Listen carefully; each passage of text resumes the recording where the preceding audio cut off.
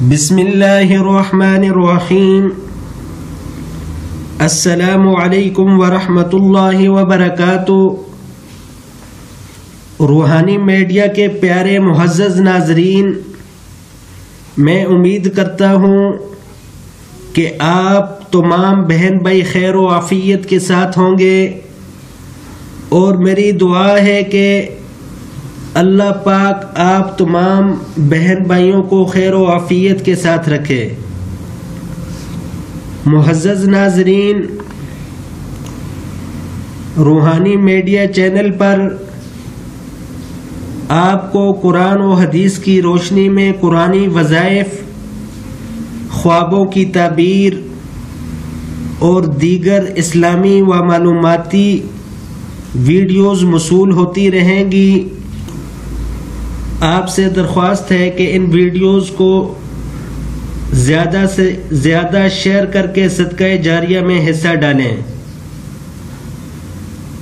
ان وظائف کو پڑھنے کے لیے اجازت لینے کی ضرورت نہ ہے، صرف نماز کی پابندی شرط ہے۔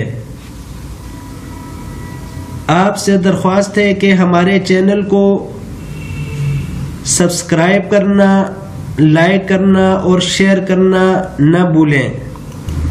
معزز ناظرین، اس کے علاوہ آپ اپنے بچوں کو آن لائن قرآن پاک پڑھانے کے لیے دنیا کے کسی بھی کونے سے ہم سے رابطہ کر سکتے ہیں۔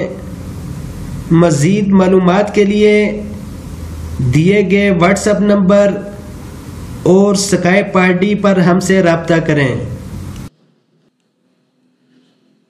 محترم و معزز ناظرین، حدیث مبارکہ ہے، رسول اللہ صلی اللہ علیہ وسلم نے فرمایا، جس نے ایمان کی حالت میں اجر و ثواب کے حصول کے لیے ماہ رمضان المبارک کے روزے رکھے، اس کے اگلے پچھلے سارے گناہ معاف کر دیے جائیں گے۔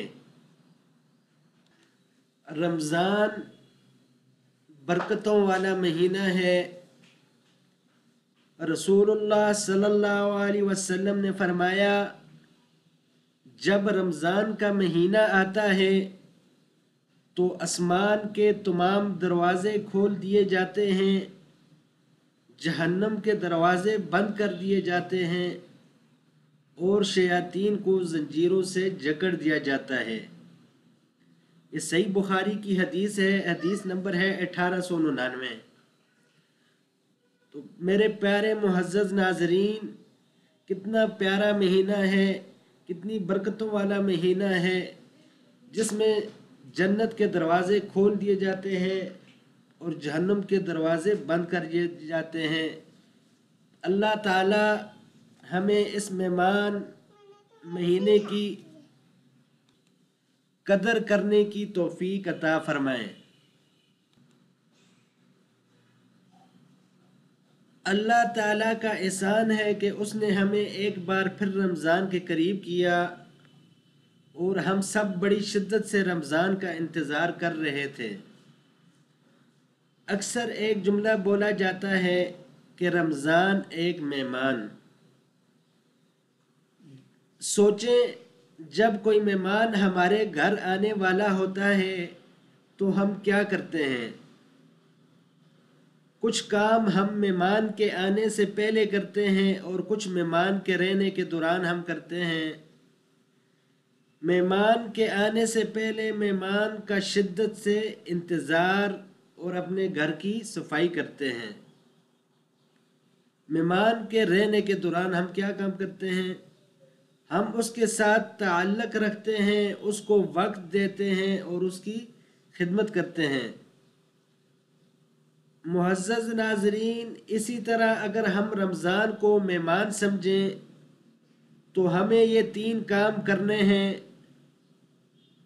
رمضان کا انتظار کریں۔ جس مہمان کے آنے کی خوشی ہوتی ہے، انسان اس کا انتظار کرتا ہے، انسان کو اس کا انتظار ہوتا ہے۔ اپنے دلوں کی کیفیت کو چیک کریں، کیا مجھے رمضان کا شوق ہے یا خوف؟ اگر رمضان کا تصور آتے ہی ایک جذبہ ہے، ایک شوق ہے، ایک محبت ہے تو بڑی اچھی بات ہے، اور اگر دل میں اندیشہ ہے، خوف ہے، تو پھر اللہ تعالیٰ سے دعا کرے کہ اے اللہ تو ہمیں رمضان کی محبت دے دے۔ صحابہ کرام رضی اللہ تعالی عنہ کے بارے میں آتا ہے کہ وہ رمضان کے آنے سے 6 ماہ پہلے یہ دعا مانگا کرتے تھے کہ اے اللہ ہماری زندگی میں یہ رمضان آئے اور ہم اس سے بھرپور فائدہ اٹھا سکیں، اور جو ہی رمضان گزرتا تھا شوال سے یہ دعا کرنا شروع کر دیتے تھے کہ اے اللہ جو ہم نے رمضان میں نیکیاں کی ہیں ان کو قبول کر لے۔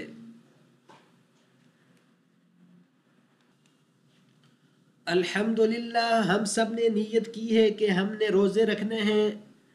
رمضان کے آنے سے پہلے ہم نے نیتوں کو چیک کرنا ہے، کیونکہ اعمال کا دار و مدار نیتوں پر ہے۔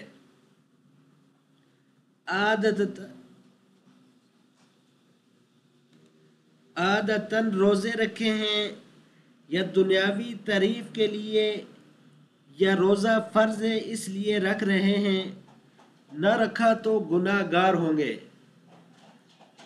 یاد رکھنے کی بات، بچوں کو روزہ رکھواتے ہوئے کبھی یہ نہ کہیں کہ فیملی والے تعریف کریں گے، بلکہ ان کو اجر کا احساس دلائیں۔ یہ رمضان انشاءاللہ ہماری زندگی کا یادگار رمضان ہوگا۔ انشاءاللہ اس کو خلوص دل سے عبادت اور دوسروں کے ساتھ اچھے سلوک سے گزاریں۔ اللہ پاک آپ سب کو اور مجھے اور تمام مسلمانوں کو ماہ رمضان کی اس مہمان مہینے کی برکتیں سمیٹنے کی سعادت نصیب عطا فرمائے۔